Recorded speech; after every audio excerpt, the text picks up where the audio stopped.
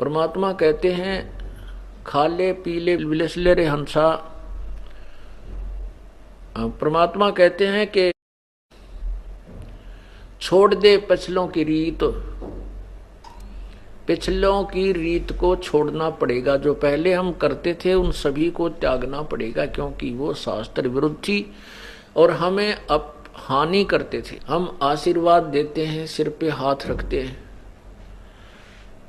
तो हमारी जो पुण्य होंगे तो उसमें प्रवेश कर जाएंगे और हमारी उतनी ही जेब खाली हो जाएगी। तो इसलिए ये भी हमने सतलोक चलने के लिए, क्योंकि हम बिल्कुल पुण्यहीन हैं और अपने पुण्यों को सुरक्षित रखने के लिए ऐसा भी नहीं करना है। अब क्या समस्या आती है कि जैसे हमारी बेटियां हैं जो जिन्होंने उपदेश ले रखा है, वो कहीं ऐसे परिवार में उनका विवाह होता है कि वो उपदेशी नहीं है, तो वो कहते हैं कि हमने पूर्व बुजुर्गों के पैर छूने पड़ते हैं, नहीं तो एक लोक वेद के आधार से हम निंदनीय हो जाते हैं, दुनिया बात बनाती है। उनके लिए हम प्रार्थना करते हैं कि आप चरण छू सकते हो लेकिन अपने चरण नहीं छुआना, क्योंकि हम चरण छुएंगे तो उससे कुछ ना कुछ लेंगे। मतलब हमारा वहां चरण छूने का उद्देश्य ये ना होना चाहिए कि ये मुझे कुछ दान दे या मुझे कोई आशीर्वाद दे, ऐसी भावना नहीं होनी चाहिए। केवल एक रिवाज है तो हम उनके चरण छुएं भी, दुख दर्द हो जावे बूढ़े बुजुर्ग जवान के पैर दबावें भी, कमर भी दबावें, सिर भी दबावें, मालिश करें, नवावें, ऐसी कोई वो दोष नहीं है। भक्तिहीनता या नाम नहीं खंड होता। नाम खंड उसका होगा जैसे आप किसी वृद्धावर्ध के पैर दबा रहे हो और वो आशीर्वाद दे रही है, बढ़ने जाएगी।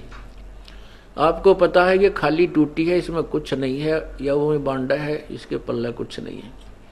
वो कहती रहेगी अपने काना पे कटाड़े और स्वयं अपने पैरों को नहीं छुआवे, चाहे फिर वो क्योंकि बड़े भी हो गए।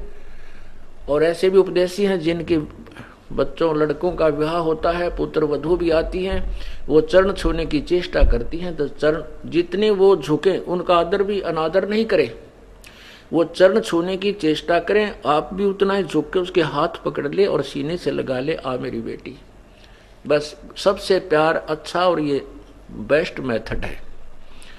तो इस प्रकार अपने चरण नहीं छुआने हैं और किसी दूसरे का जैसे बुजुर्ग का सत्कार करने में पाप नहीं, ना कोई नाम खंड नहीं होता।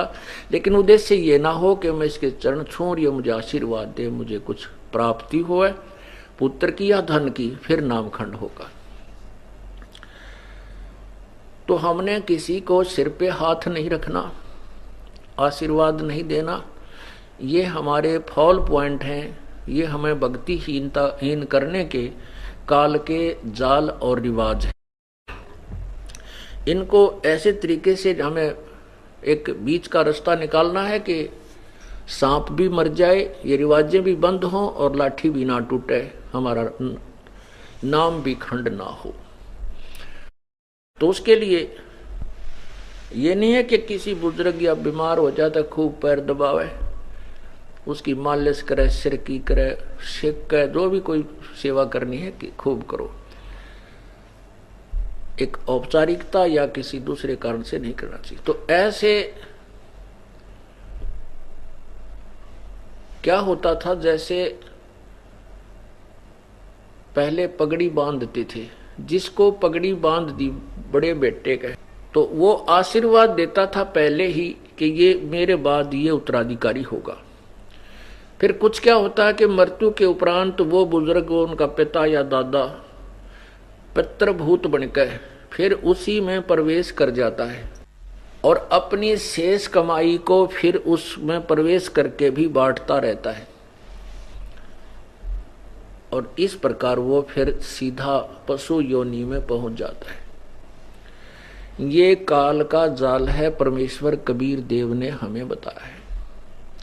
अब हमने पग पग पर बहुत ही फूंक फूंक कर कदम रखने हैं, यदि आपने इस काल के जाल से निकलना है।